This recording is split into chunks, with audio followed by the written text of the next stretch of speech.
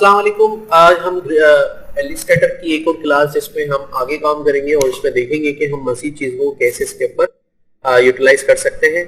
तो चलिए इसको शुरू करते हैं। सबसे पहले हमने यहाँ पे कल लास्ट क्लास में कुछ शेप्स बनाना सीखे थे और उन शेप्स को मैंने बताया था कि आप सिलेक्शन टूल की मदद से कि आप उनकी जो एंकर्स हैं ये डायरेक्ट सिलेक्शन टूल की मदद से एंकर्स को मूव कर सकते हैं। इससे क्या होता है कि जैसे अगर आप इसको नीचे की तरफ मूव करेंगे तो ये नीचे की तरफ बढ़ेगा अंडू, और अगर ऊपर की तरफ खींचेंगे तो ऊपर की तरफ बढ़ेगा। दोबारा इस पॉइंट पे क्लिक करके एंकर पर इसको ऊपर खींचे। अच्छा, अगर आप इसको इस तरह फोल्ड करेंगे यानी कि यहाँ क्लिक करके और इसको आप चाह रहे हैं कि इस तरफ फोल्ड करें तो ये इस तरह से हो जाएगा, जितना चाहे फोल्ड कर लें इसको, ठीक है। और इस तरफ करेंगे तो यहाँ फोल्ड हो जाएगा। और अगर आप इसको मूव करना चाह रहे हैं तो इस पूरे एंकर को ऐसे सिलेक्ट करके इसे ऊपर नीचे कहीं भी मूव कर सकते हैं। इसे बड़ा भी कर सकते हैं, इसे छोटा भी कर सकते हैं और जैसे चाहे इसको यूटिलाइज कर सकते हैं। इसी तरीके से आप इन चारों एंकर्स पे काम कर सकते हैं। और अगर किसी एंकर को डिलीट करना चाहे तो उसको सिलेक्ट करके जस्ट डिलीट का बटन दबाएंगे तो वो यहाँ से डिलीट हो जाएगा। ऐसे किसी भी सर्किल को हाफ किया जा सकता है, चाहे वो आप ऊपर से हाफ कर रहे हैं या सिलेक्ट करके नीचे से हाफ कर रहे हैं या फिर लेफ्ट से हाफ कर रहे हैं या फिर राइट से हाफ कर रहे हैं। इस तरह से आप इजीली ये चीजें कर सकते हैं। इसके अलावा हमारे पास और भी शेप्स है। स्टार, जैसे कि अगर आप स्टार बनाना चाह रहे हैं सिंपल शिफ्ट का बटन दबा के सीधा स्टार बनेगा। वैसे बनाएंगे तो ये घूमता रहेगा, रोटेशंस में रहेगा, तो आप सीधा बटन दबा के सिंपल से स्टार बना सकते हैं।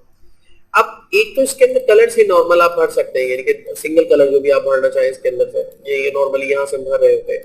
और एक इसके अंदर ग्रेडियंट कलर दे सकते हैं। किस तरह से क्लिक करेंगे और यहाँ से ग्रेडियंट यानी कि शेड्स अप्लाई कर सकते हैं। ये देखिए इसमें अप्लाई हो गया और यहाँ से क्लिक करके ये इस पे दे दिया शेड। और मुख्तलिफ किस्म के बने बनाए शेड्स हैं, ये पैटर्न्स भी है कुछ इसके बने हुए, यहाँ से आप इन पे ये भी अप्लाई कर सकते हैं, ठीक है।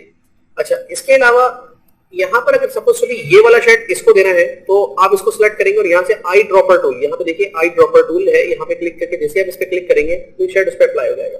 तो आई ड्रॉपर बड़ा काम का टूल है कि जैसे आपने कोई चीज कलर्स वगैरह आपने जो है क्रिएट कर लिए है तो आई ड्रॉपर की मदद से आप वो दूसरे ऑब्जेक्ट पे भी दे सकते हैं, आई ड्रॉपर, ठीक है।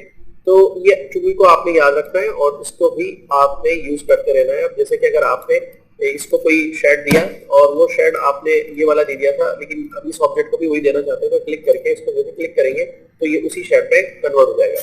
तो ये सारी चीजें आप यहाँ से मैनेज कर सकते हैं। अच्छा, इसके अलावा यहाँ पे कुछ ऊपर ऑप्शन आ रहे हैं। जब आप किसी ऑब्जेक्ट को सिलेक्ट करते हैं, ये कुछ ऑप्शन ऊपर की तरफ आ रहे होते हैं, जैसे इसको सिलेक्ट करूंगा तो भी आ रहे हैं, इसको सिलेक्ट करूंगा तो भी आ रहे हैं। इसको समझ में क्या बता रहा है, ये है एक्स और ये है वाई। देखिए एक्स कोऑर्डिनेट मतलब अगर मैं थोड़ा सा आपको समझा दूं तो एक्स कोऑर्डिनेट क्या करता है और वाई कोऑर्डिनेट क्या करता है। मैं थोड़ा जूम आउट करता हूं। ऑल्ट का बटन दबा के स्क्रोलर को आप ऊपर और नीचे घुमाएंगे तो ये जूम इन और जूम आउट का काम करेगा। तो मैं यहाँ पे लिख रहा हूँ एक्स और यहाँ पे क्लिक करके इसको शिफ्ट के साथ यहाँ से बड़ा कर लेता हूँ, थोड़ा सा और बड़ा कर लेता हूँ। ये मैंने एक्स लिख लिया और इसी तरीके से मैं इसका एक डुप्लीकेट ले लेता हूँ और उसको लिख देता हूँ वाई। तो एक्स और वाई कोऑर्डिनेट यही होते हैं कि टॉप टू बॉटम और बॉटम टू टॉप की जो वैल्यूज है उनको मैनेज कर रहे होते हैं। मैं यहाँ पे इसको वाई रख लेता हूँ और यहाँ पे एक्स लिख लेता हूँ, ठीक है। तो आप अभी देखिए मेरा कर्सर यहाँ मैं एक्स पे ले आऊँ, यहाँ पे इस कॉर्नर पे, तो यहाँ पर आपको कुछ वैल्यूज नजर आएंगी। जैसे कि मैं भी आपको बताता हूँ कि ये स्टार मैंने पकड़ के यहाँ रखा तो इसकी जो एक्स वैल्यूज है अगर आप देखेंगे तो 73 पिक्सल है। और अगर मैं इस साइड पे ले जाऊंगा तो ये माइनस हो गया।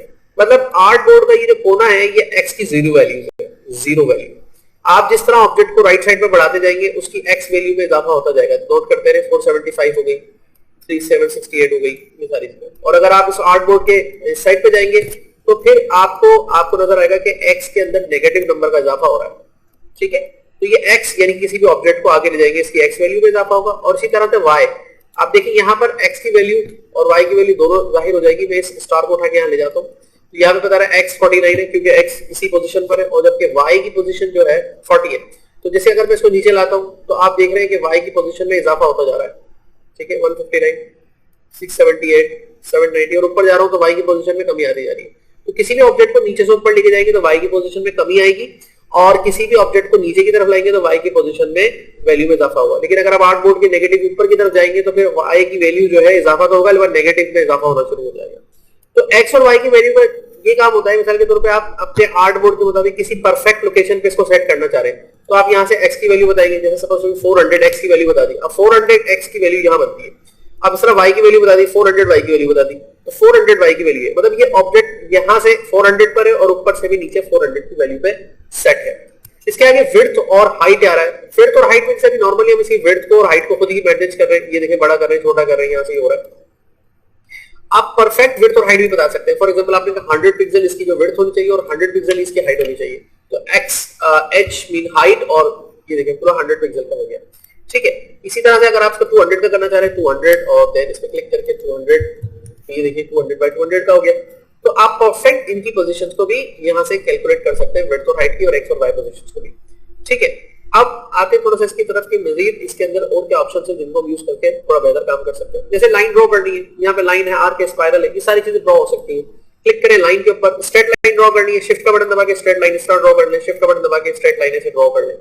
अब आपके सर वो लाइन तो गायब हो गई, गायब नहीं मौजूद है, लेकिन आपने उसको स्ट्रोक नहीं दिया हुआ। जैसे आप इसको स्ट्रोक यहाँ से बढ़ाते हैं तो स्ट्रोक आप जैसे बढ़ाएंगे वो स्ट्रोक उतना हो जाएगा। फिर लाइन स्ट्रोक पे जितना देना चाहे उस पर कलर अप्लाई कर सकते हैं इस तरह से।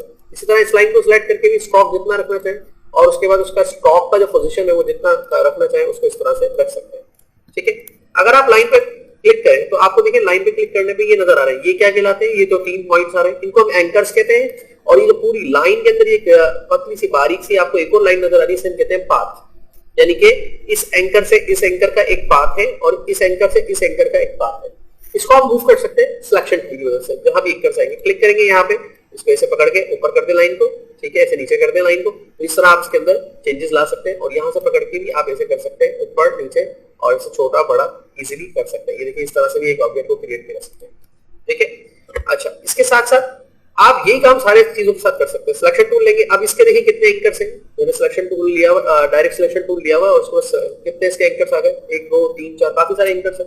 इनको क्लिक करके किसी भी एक एंकर को ऐसे करके, अभी तो सारे सिलेक्टेड है, एक दफा क्लिक कर ले उसके ऊपर, अब वो सिलेक्ट है बाकी डिसलेक्ट होगा, उसको इस तरह से जहां चाहे आप मूव कर सकते हैं, इस तरह से भी मूव कर सकते हैं। ऐसे शेप के अंदर कुछ मॉडिफिकेशंस ला सकते हैं, सिंपली कोई बड़ी बात नहीं है, थोड़ा दिमाग लड़ाएंगे और वो शेप के अंदर मॉडिफिकेशन आ जाएगी।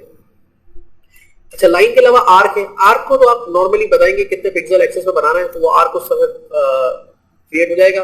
आर्क समझ लें सर्किल का चौथा हिस्सा होगा, ठीक है। और आर्क के अलावा यहाँ पे स्पाइरल है, स्पाइरल पे क्लिक करेंगे तो ये बताएगा कितना रेडियस होना चाहिए, कितना डीके होना चाहिए, कितने इसके अंदर सेगमेंट होना चाहिए, स्टाइल क्या होना चाहिए, इस तरह से होना चाहिए, इस तरह से। ओके करेंगे, ये वैल्यूज के साथ स्पाइरल क्रिएट हो जाएगा। स्पाइरल पे क्रिएट करने के बाद आप उसके साइज को कम ज्यादा कर सकते हैं और उसको भी स्टॉक्स वगैरह देके बेहतरीन किस्म से इस तरह की चीजें इसके ऊपर क्रिएट करा सकते हैं और एक डिजाइन के तौर पे कहीं भी रख सकते हैं, सर्किल के अंदर रख दें आप इसको। अच्छा, एक बड़े काम की चीज सिखाता हूँ कि किसी भी ऑब्जेक्ट को आप जब किसी भी ऑब्जेक्ट पे रखते हैं तो उसकी सेंटर पोजीशन कैसे मालूम करते हैं। अब देखिए ये एक बड़ा टेक्निकल सवाल हो जाता है जब हम इसके ऊपर काम कर रहे होते हैं। मिसाल के तौर पे आपने एक स्टार है आपके पास, ये बने हुए दोनों ऑब्जेक्ट, एक ही सर्किल है। अब सर्किल ये कंप्लीट सर्किल है या नहीं मुझे कैसे पता चलेगा, इसके आप विड्थ और हाइट नोट कर लें।